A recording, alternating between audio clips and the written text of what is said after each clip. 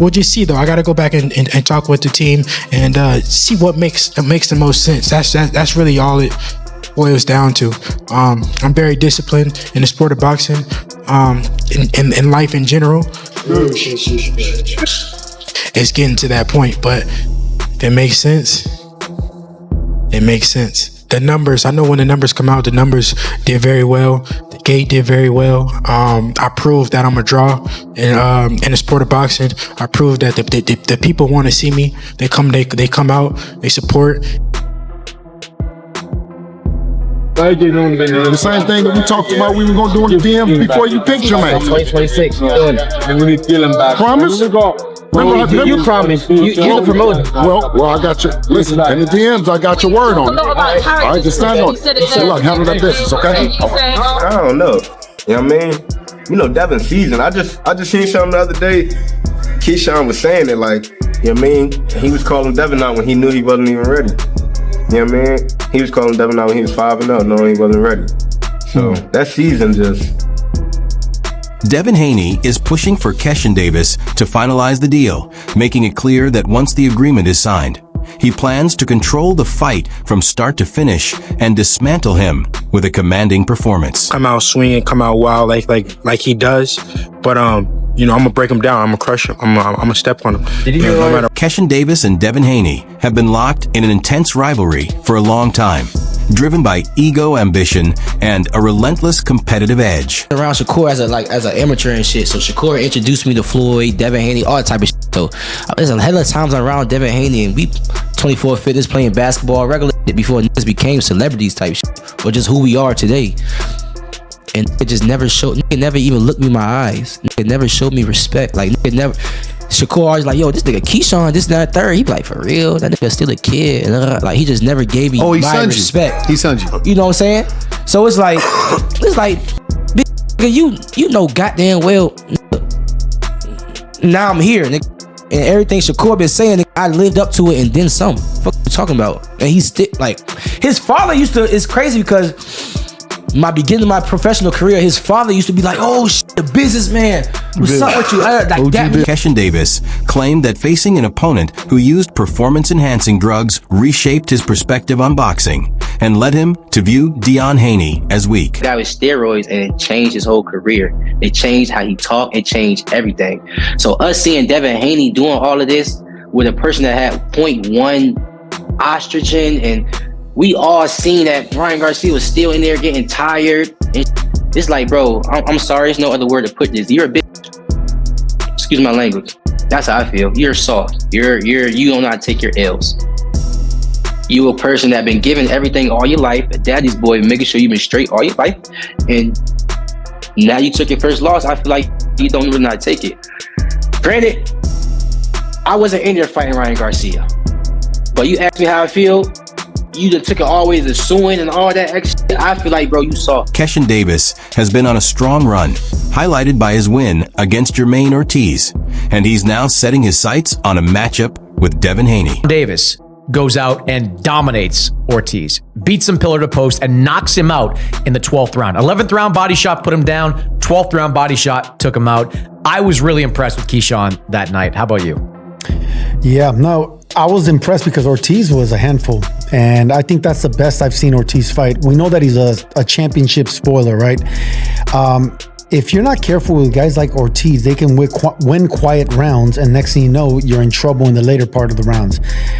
This fight could have turned out that way, but Keyshawn never allowed Ortiz to play the spoiler, and he closed the show. If Keyshawn wouldn't have got that knockout in the end, then I probably would have picked apart that performance a little bit and been like, you know what, man, Keyshawn wasn't at his absolute best. He could have done this. He put it in another gear. It was a big moment, a big stage, but he closed the show, and he never let the spoiler play it. Shaker Stevenson spoke highly of Keyshawn Davis, stating that despite helping train his brother and several other fighters, none of them compare to the high-level skill Keyshawn brings to the ring. This, right? It's kind of, I'm not going to say it's kind of unfair. What you mean? It's unfair for these fighters to the point where that's really my brother, and we could really help each other and prepare for these fights. So when he going out there, Tomir Smalls offered his take on the growing friction between Devin Haney and Keyshawn Davis, emphasizing how crucial timing and preparedness are in the boxing world. He reflected on a period early in Keyshawn's career when Davis was already calling out Devin, even while sitting at an undefeated record with just 5 wins, suggesting that he may not have been fully developed at that point. To Smalls, that situation highlighted how experience and seasoning can determine when a fighter is truly ready for certain opportunities. He also noted that Devin and Keyshawn have progressed through the sport during a similar time frame, which adds another layer of intrigue to a potential showdown. Smalls expects it to be an entertaining matchup that fans would be eager to watch. He also questioned whether weight divisions could factor into how things play out, mentioning that he once anticipated Devin crossing paths with Shakur Stevenson first. Regardless of the order, Smalls views a Haney-Davis fight as unavoidable and highly compelling. For me, so it is what it is. You know what I mean? I gotta see everybody above me. You know what I mean? If you're not above me, I ain't worrying about you. If you got one of them belts, I'm on that ass. You know what I mean? Do you like to hear that? Like hearing more guys at 140 or the big name dudes jump into your division? Yeah, big name. I thought you was about to say just, I don't want just anybody just moving up to 47. Ain't gonna do nothing but get crowded. But the bigger names ain't doing nothing but making more opportunity. You know, they gonna be, everybody scanning each other. And them coming up, they gonna have to be looking for somebody that's above them. You know what I mean? So it is what it is. I'm ready to get it on. In your opinion, who wins that fight if it were to occur? Out of who? Devin and Keyshawn. I don't know, man. I don't know. Keyshawn was saying it like, you know what I mean? He was calling Devin out when he knew he wasn't even ready. You know what I mean? He was calling Devin out when he was 5-0, knowing he wasn't ready. So that season they play a part. You know what I mean? But they both been in the game about the same time, man. It's gonna be a good fight. It's gonna be a good fight for sure. Do you think the weight is gonna play a role? I honestly thought Devin and Shakur would end up fighting first. You know what I mean? Me too. I thought they would end up fighting first, but you know. Davis took full command of the fight from the opening bell, dictating the tempo and systematically wearing Ortiz down with sharp accuracy. He displayed a wide-ranging attack, targeting the body with jabs, landing hooks and uppercuts, and chaining together crisp combinations, all while applying non-stop pressure that prevented Ortiz from finding any momentum. The bout reached a dramatic conclusion in the final round when sustained shots to the body led to a knockout in the 12th. The performance sent a clear message on a major platform, highlighting not just Davis's technical ability, but his composure and finishing instincts when the stakes are highest. With that win, he firmly established himself as a serious contender and showed he's prepared to take on tougher tests moving forward. Good game plan, Jermaine Ortiz, and he's just not that guy. He's come up short now 3 times on the biggest stage possible. No shame losing to Loma, Lopez, and Keyshawn, but when you're getting knocked out in the last round, that's when you start questioning your stance in the top of the game. But that's credit Keyshawn, man. He closed the show and he looked incredible. I thought Keyshawn was really good. He obviously filled out the weight really well. He is a strong 140-pounder. Body work has become his MO. You go back to the Dennis Baranchik fight, knocked down Baranchik, kind of went the same way. Knocked down Baranchik in the 3rd round with a body shot, knocked him out in the 4th round. This time was the 11th and the 12th round for Jermaine Ortiz. I would disagree with you that I didn't like Ortiz's game plan. I thought he should have moved a lot more. Boxing insiders suggest that looking ahead to 2026, one of the most intriguing matchups possible is Keyshawn Davis against Devin the Dream Haney. Tension between Davis, his brothers, and Haney has been building for years, driven by ongoing verbal back and forth that has only increased fan interest. Although Haney has frequently been associated with potential bouts against fighters like Gervonta Tank Davis and Mario Barrios, many believe a clash with Keyshawn would deliver greater excitement and financial appeal. Davis, who has already captured a title at 135 pounds, has backed up the hype with performances that many viewers found more thrilling than Shakur Stevenson's, pushing discussions toward even larger and more meaningful fights. Keyshawn Davis Keyshawn Davis brothers, and Devin the Dream Haney. I believe in the 147-pound division that a Keyshawn Davis versus Devin Haney will be just as interesting, just as lucrative than any of those fights that we mentioned. A potential fight with Rolly Romero, potential fight with Devin Haney and Crocker. I think Keyshawn Davis and Devin Haney will be a way better fight than that.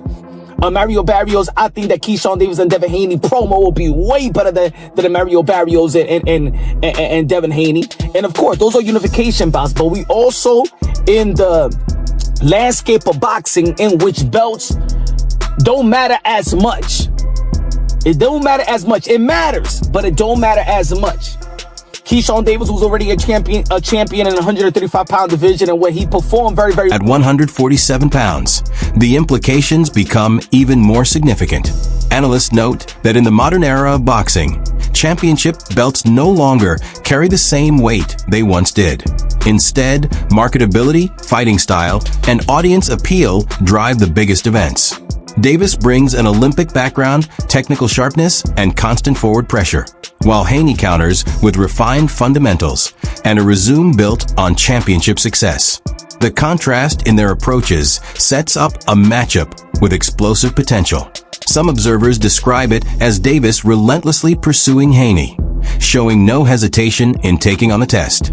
With Bill Haney overseeing Devin's path and Keyshawn motivated to validate his rise, the promotional buildup alone could match the scale of any title unification. If it comes together by the summer of 2026, many expect this bout to stand out as one of boxing's defining events. that Keyshawn Davis has is really more entertaining than the performance that Shakur Stevenson had.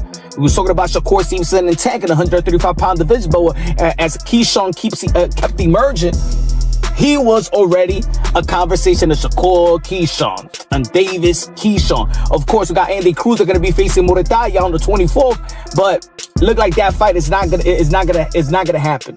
The primary fight for Keyshawn Davis now, in my opinion, is Devin the Dream Haney at 147 because that's his plan. The primary fight for a Devin Haney, in all actuality, should be now a Keyshawn Davis. If Keyshawn Davis is willing to fight you and they call in and Devin Haney and Bill Haney, shout out to Bill Haney, he's done a wonderful job as a manager, is saying that they depot, well, Keyshawn Davis is Craig and Keyshawn Davis is running towards deep. Bernie Thawboxer shared his candid thoughts on Keyshawn Davis publicly challenging Devin Haney, striking a balance between praise for both fighters.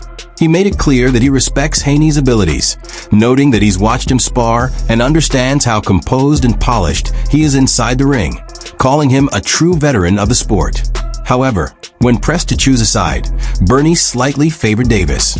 He pointed to Davis's aggressive approach, his edge, and his finishing mindset as key factors. With quick hands, precise shot selection, and a readiness to engage, Davis brings an intensity that Bernie feels could ultimately tilt the fight in his favor. The seasoned pro in there, so, it's a great fight. I want to see the fight, but I would favor Keyshawn just on the strength that I love how Keyshawn fights. I love his meanness. I love, like I say, his kill mentality.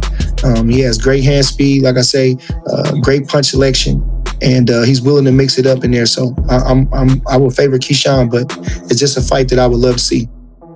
I mean, knowing that Devin Haney fight could be such a big fight down the line, do you would rather see Keyshawn in a fight at 147 first before tackling Devin Haney? What do you think? No, just give him what he wants. Give him what he wants. All the talking, just give him what he wants. If that's what he said, then just do that.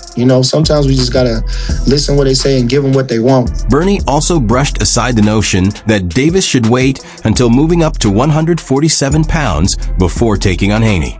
He argued that if Davis wants the matchup, there's no reason to delay, highlighting Davis's credentials as a star, an Olympic silver medalist, and a world champion. Bernie insisted he's more than ready for the challenge. He described Davis as a fighter who's ready to be unleashed, especially given the opportunities he's seeking.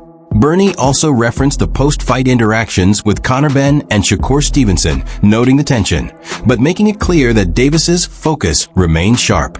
He's pursuing the sport's top names, and Haney sits at the very top of that list. As a star, Like I say, he's a silver medalist. He's a world champion already, been a world champion already. There's no more holding back for him now. Just let him go. Let him off the leash, you know? After the fight, Conor Benn comes into the ring. They talk, have some words. But Shakur Stevenson said, I want to put that same rehydration clause you put on Chris Eubank. Tell me, what did you get out of that moment in the ring? Well, I heard on the press conference where I think it was his manager said that, that was a clown move, but I think Shakur invited that, I don't even know if I would have said all that about Conor being right then, but I think he really wants that fight. He really wants the money for the fight. He been saying that, but now he came through victorious. Experts view a potential showdown between Devin Haney and Keyshawn Davis as one of the most compelling fights on the horizon. Haney recently acknowledged Davis on social media, indicating he's open to the challenge, which has only heightened fan anticipation. Davis comes into the bout undefeated, boasting 14 wins with 10 by knockout, while Haney carries a record of 34 victories, 15 by KO. These stats underline Haney's experience and fight volume, but Davis's punching power is considered a significant threat. Physically, Haney has a small advantage, standing 5 feet 9 inches with a 72-inch reach, compared to Davis at 5 feet 8 inches with a 70-inch reach. Analysts point out that Davis's strength lies in his power, while Haney excels in defensive skill, precise jabbing, and controlling distance. Following Davis's decisive win over Jermaine Ortiz, many believe Haney's technique could counter Davis's aggression, setting up a matchup rich in strategy and high-level tactics. Haney took to social media and responded, and he said, Keyshawn, as you can see here, let's do it. Let's make it happen. Right? Now, Keyshawn is now 14 wins, no losses, no draws, 10 wins by way of knockout. Devin is 34 wins, no loss, no draw, 15 wins by way of knockout. So Devin got more knockouts than Keyshawn actually has fights. Devin is about 5'9", with about 72-inch arm reach. Keyshawn is about 5'8", with a 70-inch arm reach. Keyshawn has more power. Devin Haney is showing that he's a better pure boxer. I think Devin Haney's defense is better than Keyshawn's. Devin Haney's going to control him with his jab, his distance, his range, and his counterpunch ability. I think this is going to be the most skilled, talented fighter that Devin Haney has fought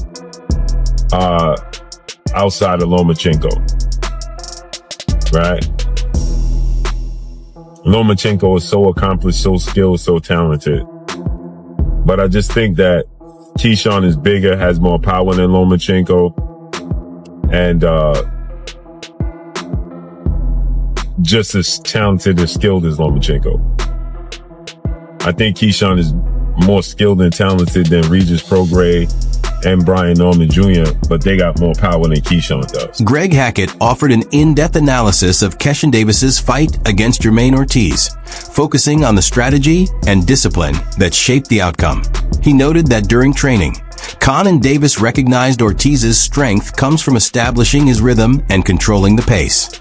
By maintaining relentless pressure throughout the fight, Davis prevented Ortiz from ever finding that flow, keeping him off balance from start to finish. Sure kept the pressure. Him keeping that pressure wasn't allowing Jermaine to get set and set up whatever he needs. He did a great job pressing him. The jab to the body, the right hand to the body, the hooks, uppercut, everything he did was good. It was with pressure, and I think that was the main factor. He kept the pressure on. The 1-2 now. Keyshawn's timing is incredible. Like coming off the layoff, right? Coming up to another division. In my mind, I'm thinking that was going to be the first thing to suffer. But he had his timing from round 1. Yeah. I mean, it wasn't nothing for him really to pick up on because Jermaine Ortiz is a rhythm fighter. He gotta feel good to get his shit off. I mean, he gotta know that you slowed down for him to get his shit off. And Keyshawn wasn't planning on slowing. Hackett also highlighted how effectively Keyshawn varied his attack, mixing body jabs, descending right hands, hooks, and uppercuts, all delivered while driving forward relentlessly. That constant pressure was crucial, keeping Ortiz off balance and preventing him from setting up his usual rhythm. Hackett was particularly impressed by Davis's timing, which remained precise despite the layoff and his move up in weight class. Many expected his timing to be one of the first things to suffer, but from the opening bell, Keyshawn displayed sharp accuracy. Since Ortiz relies on rhythm to create openings, he needed his opponent to slow down, but Davis and Khan never allowed that to happen. Hackett also noted how Keyshawn pursued a stoppage in the later rounds, even while comfortably ahead, demonstrating hunger, determination, and a refusal to ease up. It was this combination of relentless pressure, pinpoint timing, and unwavering intensity that ultimately wore Ortiz down, showing why Keyshawn stood out in that fight. Main thing, keeping that pressure. Stayed in his face. That was very important. He seemed to be pressing for the stoppage. Late rounds, he predicted the stoppage. Even when he had to fight, like he was comfortably ahead, he kept pressing the gas. He kept pressing the gas. Did you know that he was going to get Maine out of there late? I didn't know he was going to get him out late. I knew it was a possibility, especially the way he was hitting him to the body. He was landing good, clean shots to the body, and you could tell Jermaine ain't like it. And I had tweeted after the second round, like, and I said, all Keyshawn got to do is keep going to the body. And that's what ultimately ended it, the body work. I mean, you could tell he's just a lot better. He's just a lot better fighter than what Jermaine is used to. I think the size. It's not that Keyshawn is a real big guy, but his approach is like a big. That wraps up today's video. Make sure to stay tuned for more. See you next time.